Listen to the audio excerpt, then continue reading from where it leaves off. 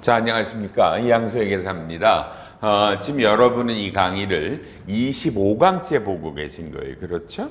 그러니까 우리가 법결상 강의를 일반회계 기준 24시간하고 IFRS로 24시간을 했잖아요. 여러분 했죠. 근데 여기다가 근데 항상 제가 24시간 강의를 할 때 우리가 부족하잖아요. 세액공제가 안면이, 그죠? 그래서 그걸 별도로 여러분, 별도로 8시간을 만들어서 하는 거예요. 그러니까 이걸 추가로 8시간만 별도 녹화를 해서 우리 온라인 연간 회원님들한테 붙여드리는 거고요. 그날 와서 앉아 계신 분도 제가 나중에 붙여드릴 테니까 추가로 들으세요라고 한 거야. 아셨죠? 추가로. 그 대신에 이 8시간 강의는 앞에 24시간보다 훨씬 더 중요해요. 꼭 들으셔야 되고요. 끝까지 들으시고요. 힘내시고요. 마지막 좋은 얘기들이 많이 나올 건데요. 교과서는요. 1117페이지를 피세요. 1117. 그러니까 제가 결손금부터 할 거거든요. 그 펴놓으세요. 빨리. 1117. 피셨어요? 피시면 잠깐만 칠판 좀 봐주세요. 아이고 요거 내가 뭐 써놨죠. 미리 조금 시간이 있어 써놨어요. 자, 써놨어요. 일로 오세요. 그러니까 제가 앞에 24시간 강의한 것 중에 약간 이 얘기를 해드렸으면 좋았을 거라고 제가 뒤에 가서 약간 생각나는 것들이 있었어요. 그래서 그거를 몇 가지를 먼저 말씀을 드리고요. 요 결손금부터 다시 이제 오리지널 8시간을 들어갈게요. 제일 먼저 대손금이라고 써놨죠. 제가 강의할 때 기억나요? 2020년에 법인세법 시행령이 개정이 돼가지고 중소기업들은 외상 매출금들이 있으면 요게 회수일로부터 2년이 경과되면 이거는 무조건 장부상에서 떨면 손금이다.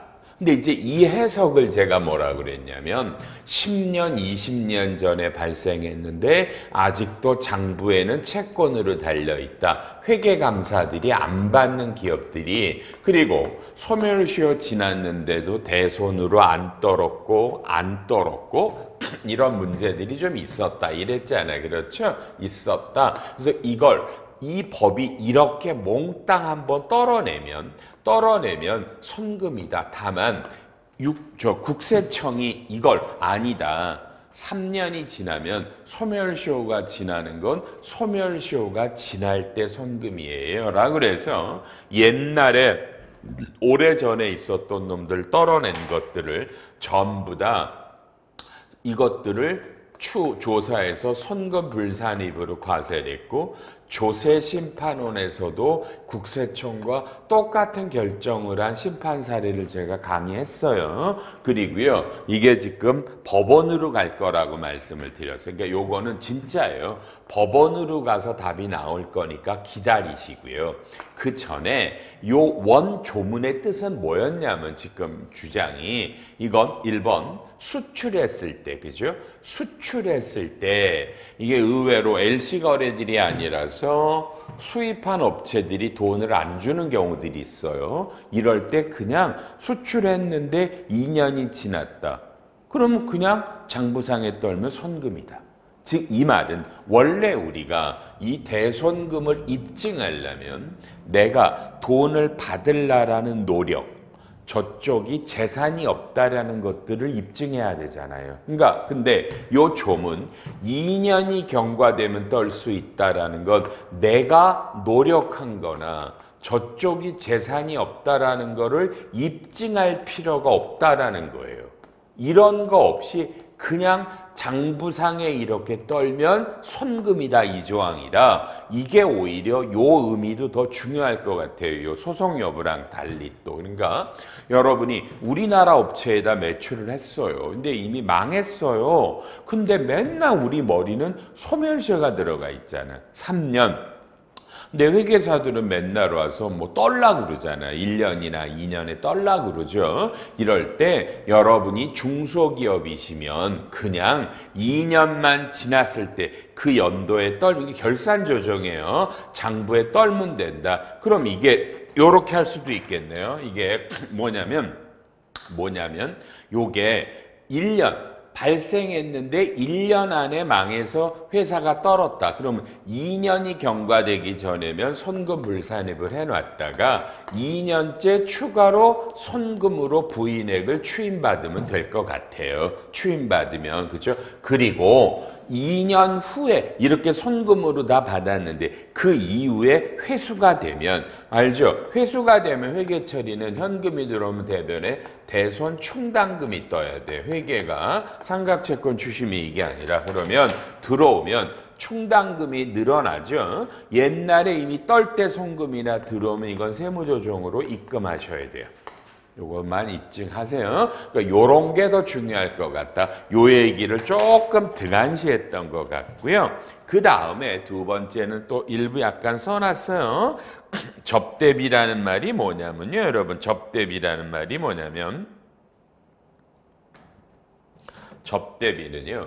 우리가 맨날 법인카드를 써야 된다 이러는데 우리가 법을 공부하시면 개인카드는 3만 원이 넘어가는 접대비를 개인카드를 쓰면 이건 무조건 직분이죠. 한도가 없어요. 그래서 우리가 3만 원이 넘어가는 거는 법인카드를 쓰세요라고 얘기를 하잖아요. 법인카드를 쓰세요 이렇게 얘기를 하는 건데 만약에 이 회사가 어차피 한도가 넘어가게 접대비가 나와요. 한도 초과인 회사예요.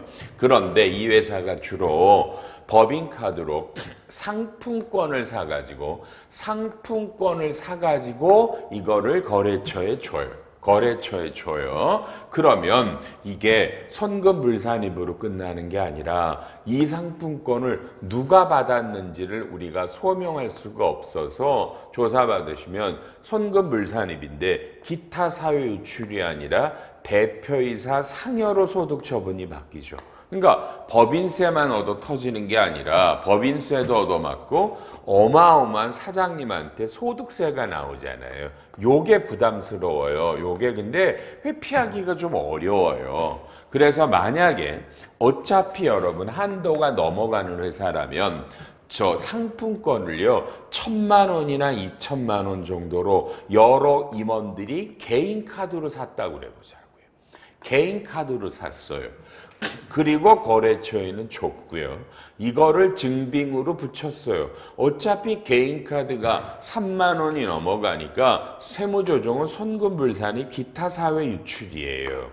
그런데 조사가 나왔을 때, 세무조사가 나왔을 때 법인카드로 상품권을 이미 써서 이렇게 한 건요. 조사 나오기 전에 이미 이 내역이 전산으로 파악이 돼요. 이런 거를 상품권을 샀다로.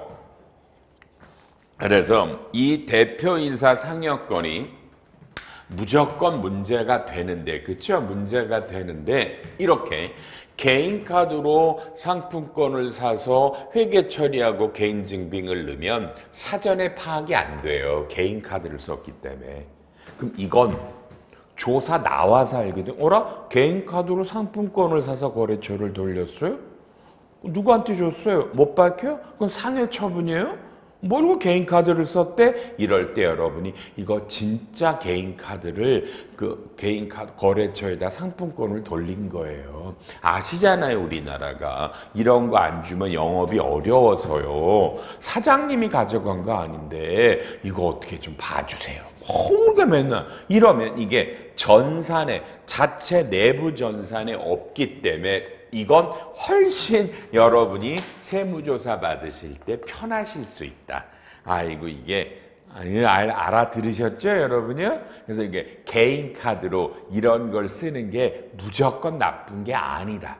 오히려 이런 면에서 좋을 수도 있다. 물론 제가 강의할 때는 이러지 말고 차라리 임원들에게 월급을 좀 올려서 세금 내고 남은 돈으로 그분들이 그걸 개인 그 상품권을 사서 돌리자 뭐 이랬는데 이게 또 쉽진 않죠. 그죠? 임원들도 연봉이 많고 또 이게 뭐 나중에 평균임금, 통상임금에 들어가냐 안 들어가냐 문제들이 있어서 개인 카드로 하는 것도 나쁘지 않은 것 같아요. 지금 우리는 뭐예요? 추가 8시간 녹화 중에 제가 앞에 24시간 강의한 것 중에 약간 미흡하다는 것들을 추가로 제가 좀 여러분에게 알려드리는 거예요. 이제 3번이라고 써볼까요? 3번? 그냥 생각나는 대로 하는 거예요. 저 어떤 원고도 없어요. 그냥 우리가 봐요. 임원 퇴직금, 임원 퇴직금. 이게 상당수는 실제로는 DC가 많아요.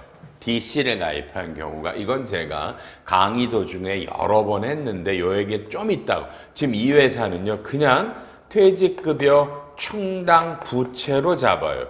국제회계 기준이면 DBO 확정급여 채무로만 잡았고요. 그렇죠? 뭐 혹시 이걸 DB로 가입할 수는 있었어요. 근데 어쨌든 DC는 아니에요. 그런데 이제 자 회사들마다 이런 거를 임원퇴직금은 우리가 주주총회 결의로 정한 임원퇴직급여 지급 규정에 따라 하시는 거 알죠? 임원퇴직금 지급 규정에 따라 퇴직금을 주는데 여러분 봐요. 많이 물어봐. 여러분 이 회사가 회계사인데 회사가 올해 어려워요. 재무제표가 안 좋아요. 안 좋아요? 그래? 안 좋아? 그러면 봐요. 사장님의 퇴직금 규정이 마지막 퇴직하는 월급의 근속연수에 자 봐요. 3배다. 이렇게 돼 있어요. 이래서 전년도까지 사장님이 퇴충이 10억이 달렸어요. 그러면 올해 어떻게 하냐면 우리가 올해 임시주총을 해요. 임시주총을 열어서 요 임원퇴직금 규정을 요거를 개정하는 거예요. 뭐예요? 회사가 어려워서 임원은 그쵸? 회사가 호전될 때까지는 임원은 퇴직금을 지급하지 않기로 한다. 요걸 않기로 한다. 그렇죠? 가능해요. 그러면 이건 회계 처리가 이런 걸 뭐라고 그러냐면 여러분 이게 추정의 변경이에요. 회계 추정의 변경은 뭐예요? 전진법이에요. 전진법이에요. 추정의 변경은. 그러면 전년도에 퇴직급여 충당 부채가 10억이 달렸었잖아요. 부채로. 그럼 올해 없어지니까 차변에 퇴직급여 충당 부채가 10억이 없어지는 거예요. 없어져. 안 주니까. 그럼 이게 대변이 뭐냐면 전진법은 단기손익이에요. 단기손익이어서 이건 퇴충, 환입 뭐 이런 걸로요. 이건 영업외수익을 잡아주세요. 미처분 잉여금이 아니에요. 단기 수익 이게 단기에 이게 여러분 단기에 퇴직급여 비용을 마이너스 해야 되나요? 라는 문제는 물론 있어요. 어쨌든 이게 회계사님이랑 상의해서 판관비 퇴직급여를 마이너스 할 건가? 저는 환입이 맞지 않을까 하는데 환입을 하세요. 환입을 하세요. 환입을 하면 옛날에 요 퇴충을 잡으실 때 이게 전년도까지 선금 불산입 유보로 돼 있었죠. 그죠? 환입을 하니까 요건 그대로 입금 불산입해서 요 유보가 죽어요. 그러니까 장부상에는 공표이익을 늘리고 세금은 없어요. 나름 괜찮잖아요. 공표이익을 늘리는 방법이잖아. 다만 사장님이 퇴직금이 0이에요. 항상 이럴 때 이 규정을 만들 때 맨 뒤에다가 뭐라 그래요? 맨 뒤에 요 개정은 임원 입사일부터 적용한다라고 부칙에다가 경과 규정에다 넣으시면 돼요. 그럼 요게 올해부터가 아니라 옛날부터니까 0이에요. 하고요. 나중에 이제 회사가 좋아지면 이걸 그때 또 바꾸는 거예요. 이때 그걸 또 바꿔서 어떻게 해야 돼? 이제 준다. 그러면 또 전진법이야. 그럼 이제까지 0인 게 나중에 20억이야. 그러면 그때는 이게 퇴직급여, 퇴충 이렇게.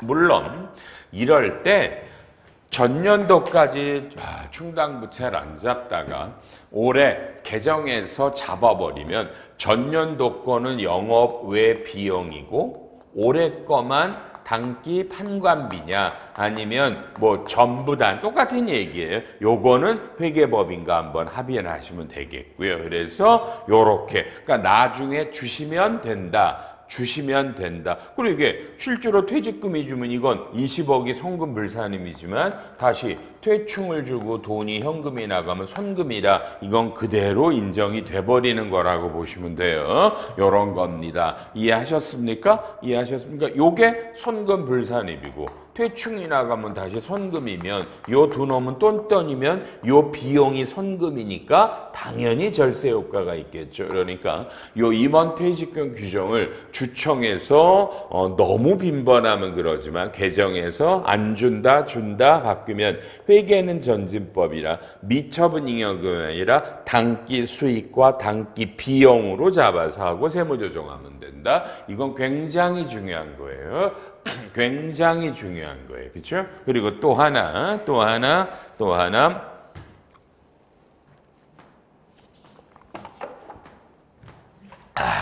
뭐냐면 똑같은 개념인데 우리 교과서에 보면 저 여러분 이제부터 너무너무 중요한 걸 제가 말을 해드릴게요. 두 가지의 DC에 관해서 그렇죠? 제가 맨날 뭐라고 말을 했냐면 강의할 때 자 보세요. 1월 1일 날 갑이라는 대표이사가 입사했어요. 외부에서 데리고 왔대요. 주주총회 퇴직금 규정에 보면 퇴직할 때 월급에 근속연수에 곱하기 뭐 그냥 좋아요. 3배라고 그랬어요? 3배라고 그럴게요. 근데 대부분이 이 임원 퇴직금을 DC를 가입을 해요. 그래서 보세요. 연말이 돼서 요 사람의 이 1년의 평균 임금이 월에 한 달에 3천이에요. 그럼 DC는 1년에 한 달치 월급을 넣으니까 그렇죠? 근데 여기는 누진이 3배니까 요 1년치에 해당하는 게 9천이잖아. 그래서 아마도 이 회사는 차변에 퇴직급여를 9천을 잡고요. 대변에 현금으로 9천을 넣었을 거예요. 요렇게. 그리고 손금이에요. DC는 무조건 손금이에요. 자, 그 다음에 내년이 됐는데 내년에 평균 임금은 4천이에요. 4천이에요. 그럼 우리가 맨날 퇴직금은 누진인데 여러분이 이 순간 DC가 머리에 있기 때문에 DC는 임금이 올라도 누진에서 전에 납입한 걸 빼는 게 아니라 그냥 올해 거의 연봉의 12분의 1이니까 여러분은 여기에 세배해서 1억 2천을 또 퇴직급여로 넣고 돈을 낼 거예요. 이렇게.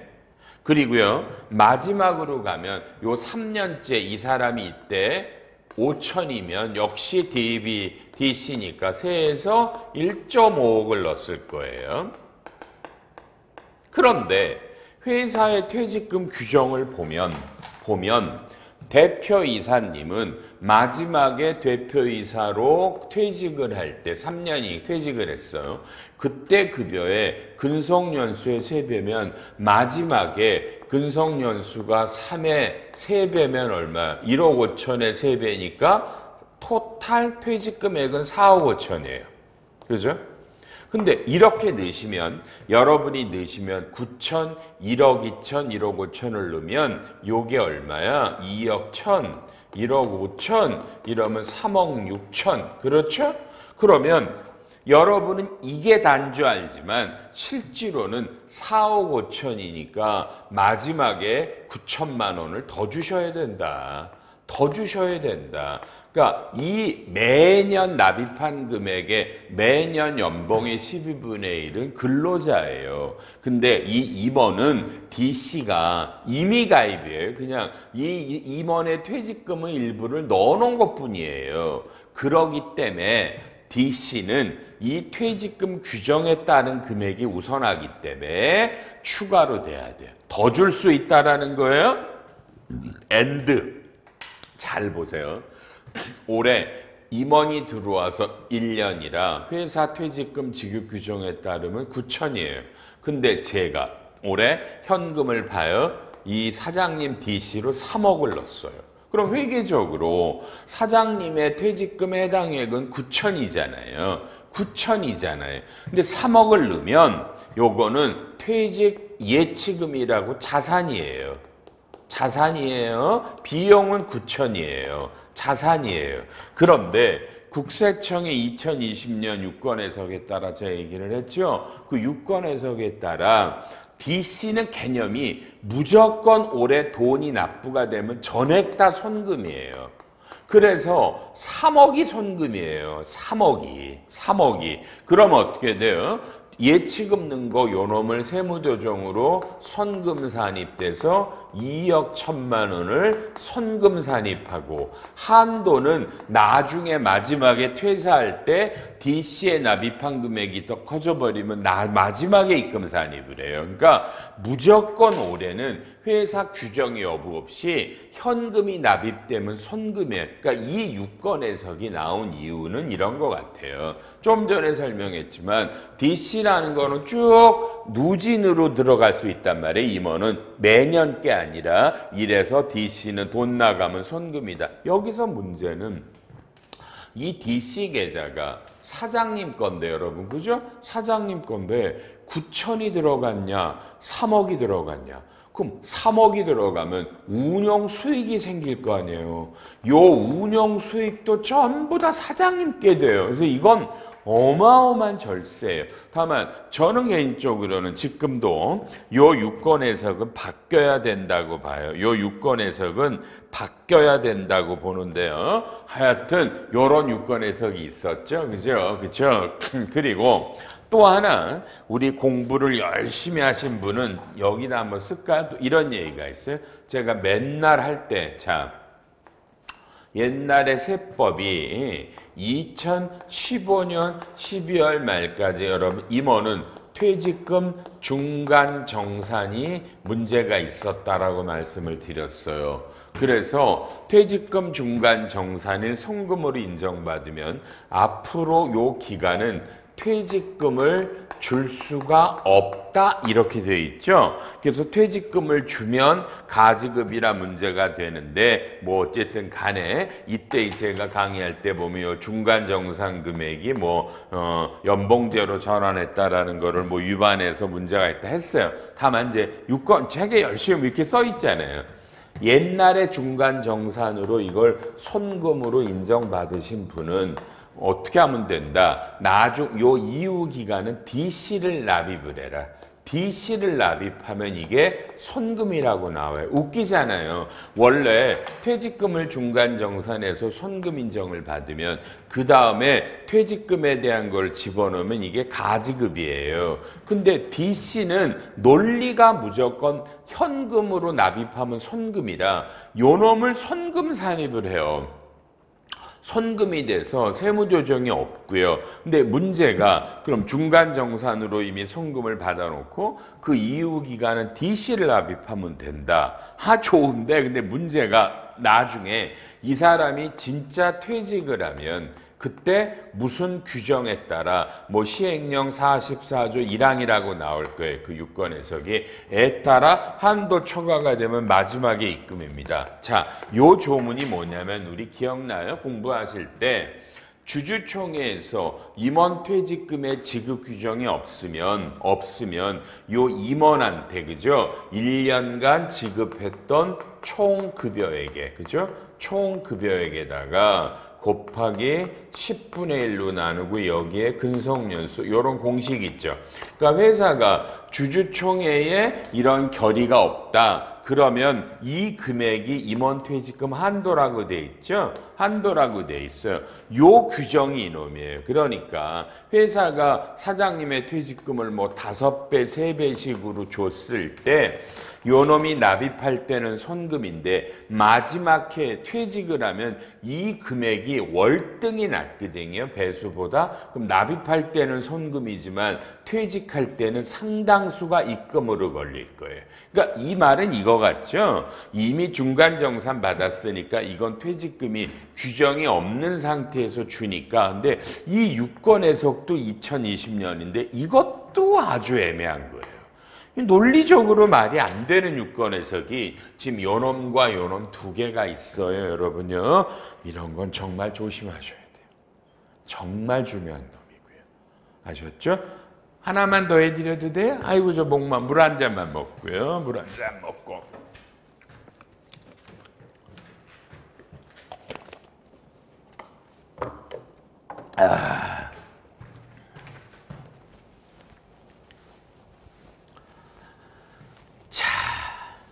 일로 오세요.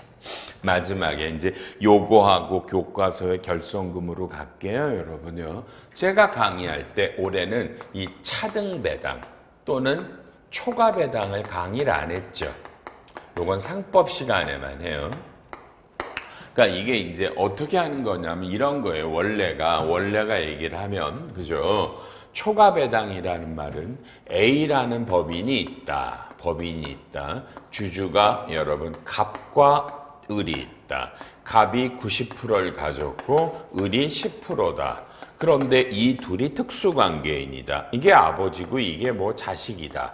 아들, 딸이다. 이랬을 때 이번에 A 법인이 배당금을 100억을 결의하는데 그러면 갑이 90억을 가져가고 을이 10억을 가져가야 되잖아요. 그렇죠? 이런 데인데 이 아버지가 배당금을 포기하고 이 돈을 을한테 배당금을 지급하겠다 의사를 밝히고 을은 이거를 받는다. 그러면은요, 그렇죠. 자, 을은 전체로 배당금을 얼마를 받았냐면 100억을 배당을 받아요. 그럼 100억에 따르는 소득세를 낼 건데 여기서 누가 봐도 여러분 이 90억은 뭐예요? 증여거든요. 아버지가 자식에게 한 증여니까 요 90억에 따르는 건 뭐야? 90억에 따라 빼기가 요 90억 때문에 내는 소득세, 공식으로 되죠. 요거를 빼고 요걸 뺀 놈에 여기다가 증여세 세율을 때려서 무조건 증여세를 때린다. 그러니까 요게 이제 그죠? 2021년부터 이렇게 법이 바뀌어서 이게 어떻게 되니까 초과 배당을 하면 무조건 초과 배당 금액은 소득세도 내고 증여세 내는 거예요. 그렇죠? 이건 다 아시죠, 이제? 근데 여기서 이제 문제가 뭐냐면 이게 이 초과 배당을 한 사람이 받은 사람과 특수관계가 있을 때 이러는 거예요. 그럼 여기서 봐요. 요분은 80%를 가졌는데 정이라는 사람이 10%를 가지고요. 이 사람은 이 둘과 특수관계가 아니에요. 이 두 분은 아버지와 자식이고 이분은 다른 분이에요. 그렇죠? 다른 분인데 여기서 이분이 정이 대주주 아들에게 내가 받을 돈 10억 원을 이렇게 배당할게. 여러분 이랬을 땐 어떻게 될까요? 여기서 초과 배당을 한 사람과 받은 사람 간에 특수관계가 없으면 이 조항에 해당이 안 돼요. 그렇죠? 그럼 여기서 실질적인 증여잖아요. 근데 이 사람이 10억에 받을 거를 일로 줬으면 이분은 10억에 따르는 소득세를 내잖아요. 증여세법에 뭐라고 돼 있어요? 소득세가 얻어맞으면 증여세는 안 맞아요. 자본거래가 아니면. 그죠? 이거는 자본거래라고 보기는 좀 어려운 것 같아서. 그래서, 이게 애매해요. 이게 자본거래로 봐서 증여세를 때리면 소득세가 안 나올 거고요. 그래서 지금 요 사람이 요렇게 줬을 때는 증여세가 없어요. 그러니 또요, 이분이 70%고요. 또 여기에 병이라는 사람도 10%인데, 요 둘이 부자관계야. 대주주가 내 거 받을 것 중에 일부분을 요 특수관계가 없는 정의 자식에게 줬을 때 이것도 증여세가 없어요. 여기서 잘못해버리면 교차증여 문제가 생기실 수는 있는데 요럴 땐 무조건 초과배당이 걸리는 게 아니다. 자, 되셨죠? 한 30분 떠들었어요. 칠판 잠깐만 지울 테니까 그냥 눈 딱 감으면 칠판 지워져 있을 거예요. 화면이 깨끗해졌어요. 자, 이제 앞에서 제가 24시간을 떠들면서 조금 요런 얘기를 해드릴 거라는 것들을 좀 더 해드렸어요. 도움 되셨죠? 특히 마지막에 제가 차등배당 얘기를 했죠. 그러니까 우리가 항상 무조건이 아니구나, 그죠? 그러니까 차등배당을 한 사람과 차등배당을 받은 사람이 특수관계, 상속세법의 특수관계가 아니면 이게 안 돼요. 왜냐하면 소득세를 내기 때문에 배당이. 소득세가 나오면 증여세가 안 나오는 거라 이해하셨죠, 그죠? 물론 이게 불공정 자본거래에 따라 아닐 것 같아서 그래서 그냥 진짜요. 특수관계가 아닌 사람에게 그쪽 그 주주의 아들, 딸들에게 줄 수 있다고요. 그럼 자금 출처가 돼요. 배당이 많이 줬을 때 누진이 걸리지 한 1억 정도 주면 별로 세금 10몇 프로밖에 안 나오잖아요. 원천세 정도밖에. 그죠? 이걸 이용하는 거예요.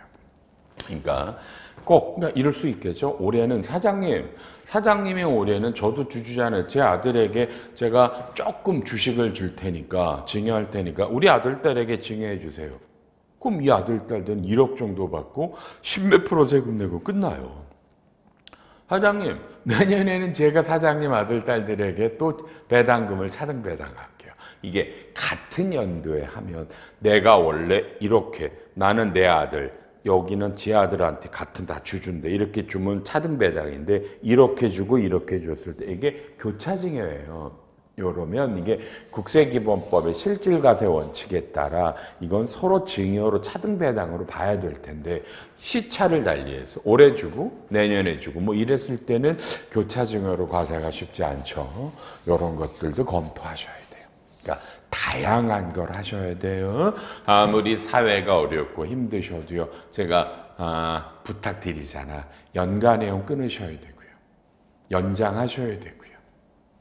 이 책 좋아요. 책값 비싼 거 다 제가 죽일 놈인데 그래도 1년에 한 번씩 이 책 사셔서 보셔야 되고요. 보셔야 돼요.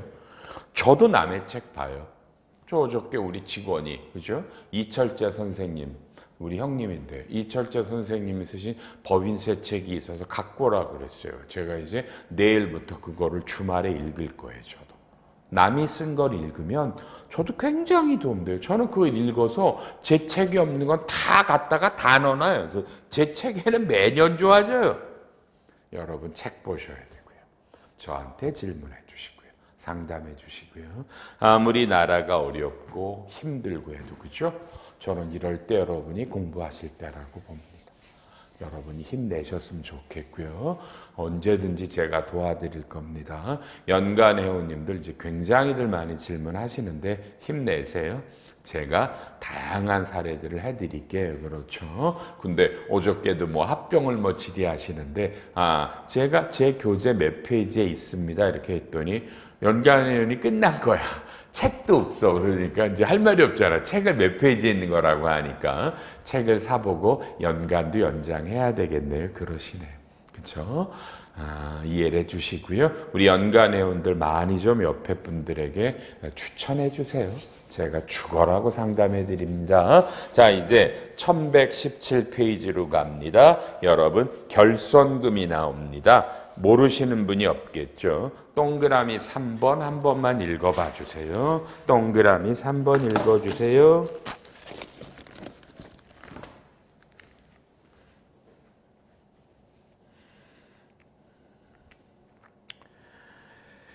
자, 이제 교과서의 순서가 여러분은 전부 다 뭐죠? 자, 당기 순이익에다가 세무조정을 더하고 빼서 거의 뭐 기부금까지 했다고 그러죠. 해서 드디어 우리가 각 사업년도 소득 금액을 구해내셨어요. 그죠? 세무조정이라고 그러고요. 이제 소득 금액이 나왔습니다. 이게 1번이고요. 이제 2번은 뭘 구한다고 그러나요? 여러분요. 과세표준을 구하죠. 과세표준 금액은 1번에 요 각 사업년도 소득 금액에서 2월 결손금을 빼고 비과세 소득을 빼고 소득공제를 뺍니다. 빼면 이게 과표죠. 지금 2월 결손금을 합니다. 자, 결손금은 요 각사업연도 소득이 마이너스면 우리는 결손금이라고 부르고, 이러면 여러분 올해는 당연히 내야 될 세금이 없죠. 세금이 손해가 났으니까. 그리고 이 결손금은 너무나 잘 아시지만 빨리요. 여러분 몇 년 이내 공제된다? 15년 이내에 2월 돼서 공제가 되죠. 그래서 이놈이 2월 결손금. 그러니까 15년 아닌데 여러분 또 아는 거 언제부터 15년이에요? 여러분 그죠? 2020년부터 결손금이 15년이고요. 2019년까지 발생한 결손금은 10년간만 2월이 됩니다. 그래서 우리가 이 결손금을 관리하는 표가 50호 가포입니다. 그래서 50호 가포에서 2019년까지 발생한 거는 10년만 되고 2020년부터가 15년간 2월이 됩니다. 잡아주셔서요. 그런데 지금 여러분이 읽으셨던 이 동그라미 3번은 합병이죠. 합병을 하면 2월 결손금이 승계가 됩니다. 자, A라는 법인이, 그쵸 여러분요, B라는 법인을 합병했어요. 그럼 이제 A라는 법인은요, A 법인이 하던 사업이 있고 합병을 한 피합병 법인이 하는 사업이 있잖아요. 요거를 우리가 구분 격리하셔야 되거든요. 쉽게 말하면 본점, 지점으로 가르면 되고요. 그런데 이 피합병 법인에서 요 2월 되는 결손금이 있으시면, 그렇죠? 2월 결손금이 있으면 우리가 피합병 법인의 사업을 별도 회계 처리하고 세무조정을 한다. 여기에서 2월 결손금이 공제가 됩니다. 그러니 합병을 했는데 피합병 법인은 계속 결손이고 합병한 사업부만 이익이 난다. 그럼 피합병 법인의 2월 결손금은 공제가 안 된다라는 거죠. 그러니까 구분 격리해서 요 피합병 법인의 승계받은 사업에서 요 소득이 생길 때 거기서 빼는 거고요. 근데 문제가 이 업종이 똑같아요. 업종이 똑같으면 어떻게 돼요? 구분 격리가 안 되잖아요. 그죠? 그럴 때는요. 사업용 자산가의 비율로 한다.